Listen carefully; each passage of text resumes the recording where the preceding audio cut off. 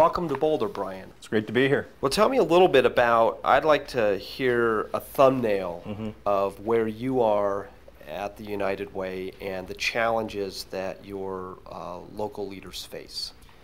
We went through a lot of assessment and went through whether we could be a fundraising federation or a community fundraiser, and finally got back to our roots and said, you know what, we really exist to improve people's lives, and we're at a point where we're trying to get a real clear roadmap around execution. When you stand back and you compare great organizations to good ones, there's a number of different stages, if you will, that you look at.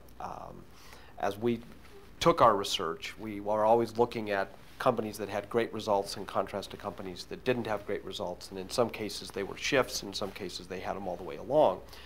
But that development had four basic stages. The first stage was about getting disciplined people. The second stage was about having disciplined thought. The third stage was about having disciplined action.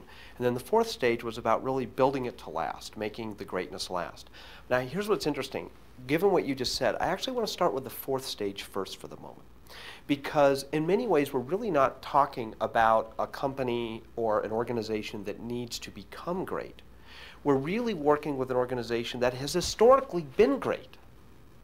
And we're trying to get back to, in a modern and a new era, the key things that make us truly great. So let's start with stage 4 first.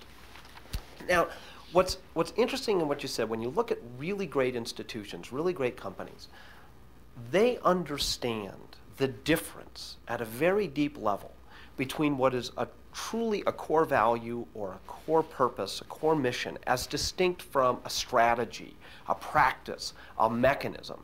And that as they evolve, they will go back and they will change the practices and strategies and mechanisms to get back to the roots of what they're about. And let's just use a corporate example for a moment.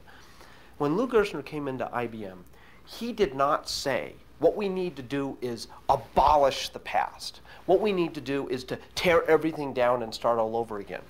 What he said was, we have to change lots of things, but we first have to be clear about what is truly the core, deep DNA of this institution, and that our main problem is not that, though that deep original DNA is in our way, our main problem is we've strayed from it. That one of IBM's key early principles was the idea that the customer comes ahead of the products. IBM inverted it to that the products came ahead of the customer. IBM used to think of it as that respect for the individual was central, that it was always driven by individual people doing remarkable things. They inverted it to, it became more about the system than about the people.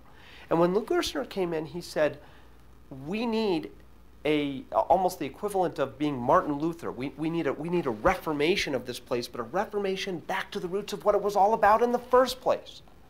We're going back to the original principles, but now to live them in a new way. That was the secret of Lou Gerstner's transformation of IBM. United Way is very similar. This is a company that has the deep roots. And in many ways, if you could kind of think of the great success with fundraising as like the mainframe computers.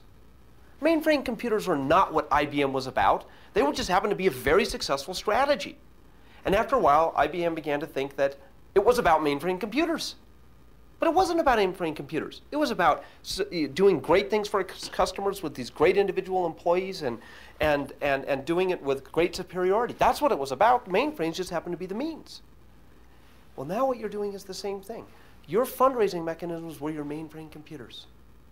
You're not about mainframe computers. You're about the original DNA. And it's wonderful for me to hear you say that we're going back to our roots.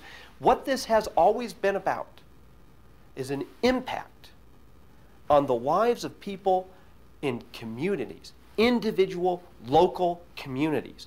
How do the people in Denver have a better life? Whatever their issues are, it's community by community by community, impact on life by life by life. Fundraising is simply a means. Many of the key parts of your model make sense. The way you think about them needs to change.